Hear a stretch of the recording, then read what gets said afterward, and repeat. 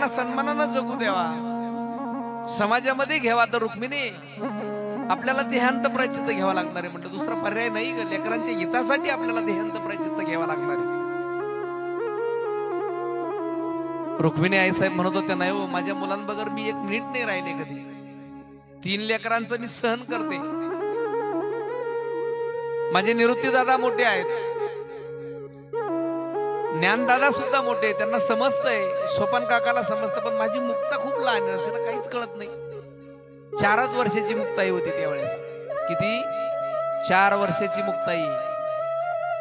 रुक्मिणी आईसाहेब त्या मुक्ताईच्या चेहऱ्याकडे बघायच्या आणि धाय मुक्तून रडायच्या. सगळ्यांना, सगळ्या विश्वाला मी सोडेल, पण माझ्या मुक्ताला नाही सोडू शकत म्हटले. शेवटी विठ्ठलपंत म्हणत होते, रुक्मिणी तुला वाटतं ना का आपल्या लेकरांना सन्मानानं जगू द्यावा, मुलांच्या भल्यासाठी आपल्याला देहांत प्रायश्चित्त घ्यावं लागणार आहे. म्हटलं दुसरा पर्याय नाहीये.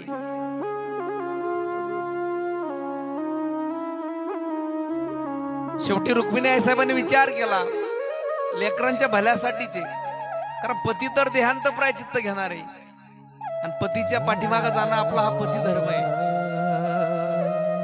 इकडं माझ्या मुलांचं भलं व्हावं, समाजाने स्वीकार करावा, समाजाने सन्मानानं जगू द्यावा, म्हणून आमच्या रुक्मिणी आईसाहेबांनी मुलांच्या हिताकरता, मुलांच्या भल्यासाठी देहांत प्रायश्चित्त घेण्याचा निर्णय घेतलाय. शेवटी दिवस उगला. दिवसभर ते लेकरांकडं रुक्मिणी आईसाहेब बघत होत्या. माझ्या लेकरांना आज सोडून जायचंय. संध्याकाळी गोडधड जेवण केलंय. 3 लेकरांना स्वतःच्या हाताने घास भरवला, मुक्ताईला मांडीवरती घेतलंय.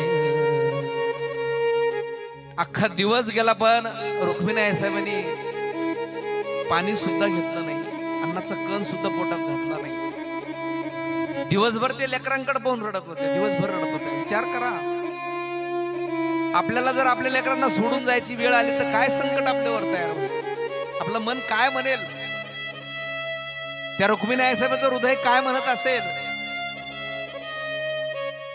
4 लेकरं दिसायला गोंडसी हो, त्यांचा चेहरा रुक्मिणी आईसाहेबांच्या समोर फिरायचा. विठ्ठलपंत रडायचे.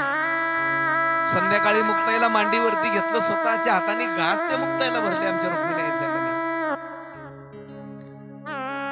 शेवटी 3 लेकरं स्वतःच्या हाताने खाली झोपले. त्या मुक्ताईला थापटून झोपी लावलं रुक्मिणी आईसाहेबांनी. पण ते माझ्या मुक्ताईला माहित नव्हतं हो, आई रात्री निघून जाणार आहे. निवृत्ती दादाला माहित नव्हतं आई रात्री निघून जाणार आहे. 4 वर्षाची मुक्ताई, तिला कसलं कळणार आहे काय. शेवटी 12 वाजले रात्रीचे. रुक्मिणी आईसाहेबांनी 3 लेकरांच्या मस्तकावरून हात फिरवला. म्हणत होत्या, आयुष्यात माझ्या मुक्ताला नाही सोडलं, मी नाही सोडलं. सकाळी उठल्यावरती मुक्ता विचारेल ना, आई कुठे, बाबा कुठे, काय सांगणार आहे ज्ञानदादा त्याला, काय सांगणार आहे निवृत्ती दादा. माझे लेकर कोणासमोर हात पसरवणार आहे, कोण त्यांचा सांभाळ करणार आहे. असं म्हणत असतानाच विठ्ठलपंत म्हणले, रुक्मिणी अगं वेळ जातोय, निघावं लागणार आहे आपल्याला. विठ्ठलपंतांना सुद्धा वाटत होतं लेकरांना सोडायचं नाही, पण पर्याय नाहीये. समाजाने जो समोर देहांत प्रायश्चित्त घेण्याचा निर्णय दिला तो स्वीकारावा लागणार. रुक्मिणी आईसाहेबांनी त्या मुक्ताईला स्वतःच्या हृदयाला लावलं, ढायमुकडून रडायला लागल्या. कासावीस प्राण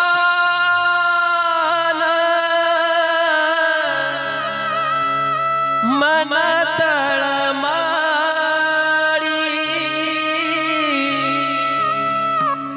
कासावीस प्राण